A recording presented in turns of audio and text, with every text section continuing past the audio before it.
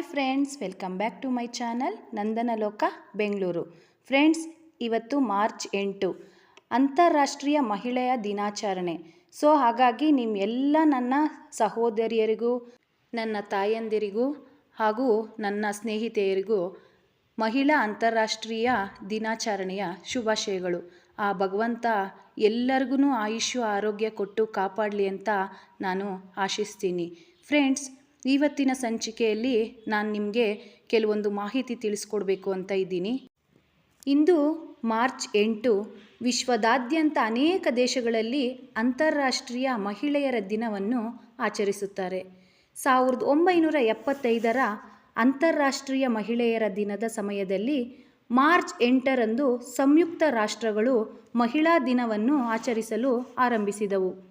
1977ರ the general assembly ಮಹಿಳೆಯರ ಹಕ್ಕು ಮತ್ತು ಶಾಂತಿ ಸ್ಥಾಪನೆಯನ್ನು ಆಯಾ ದೇಶದ ಸದಸ್ಯರು ಐತಿಹಾಸಿಕ ಮತ್ತು ರಾಷ್ಟ್ರೀಯ ಸಂಪ್ರದಾಯಕ್ಕೆ ತಕ್ಕಂತೆ ಅಳವಡಿಸಿಕೊಳ್ಳುವಂತೆ ಕರೆ ನೀಡಿತು. ಈಗ ನಾನು ನಮ್ಮ ಭಾರತದ ಕೆಲವು ಸಾಧಕಿಯರ ಬಗ್ಗೆ ಮಾತನಾಡಲು ಹೆಮ್ಮೆ ಪಡುತ್ತೇನೆ.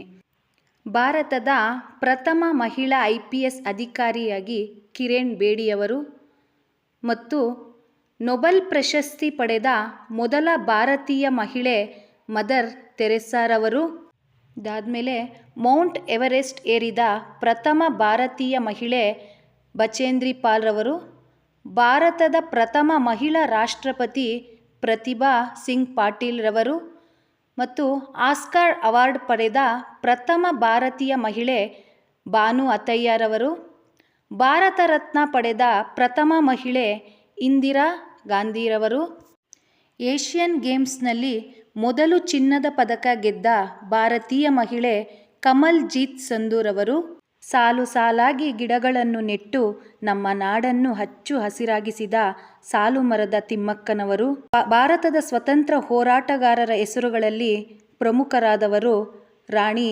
ಲಕ್ಷ್ಮೀಬಾಯಿರವರು, ಭಾರತದ ಕೋಗಿಲೆ ಎಂದೇ ಖ್ಯಾತಿ ಪಡೆದಂತಹ ಸರೋಜಿನಿ ನಾಯ್ಡುರವರು, ಇವರು ಉತ್ತರ ಪ್ರದೇಶದ ಮೊದಲನೆಯ ಮಹಿಳಾ ರಾಜ್ಯಪಾಲರಾಗಿ ಕಾರ್ಯನಿರ್ವಹಿಸಿದವರು.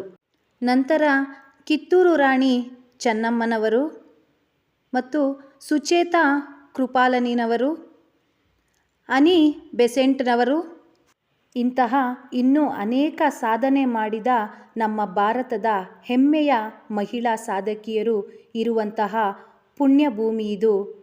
ನೋಡಿದ್ರಲ್ಲ ಫ್ರೆಂಡ್ಸ್, ಈ ಮಾಹಿತಿ ನಿಮಗೆ ಇಷ್ಟ ಆಗಿದ್ದರೆ ಒಂದು ಲೈಕ್ ಕೊಡಿ ಹಾಗೂ ಮತ್ತೊಮ್ಮೆ ನಿಮಗೆಲ್ಲರಿಗೂ ಮಹಿಳೆಯ ದಿನಾಚರಣೆಯ ಶುಭಾಶಯಗಳನ್ನು ತಿಳಿಸುತ್ತಾ ಈ ವಿಡಿಯೋವನ್ನು ನಾನಿಲ್ಲಿಗೆ ಎಂಡ್ ಮಾಡ್ತಾ ಇದ್ದೀನಿ.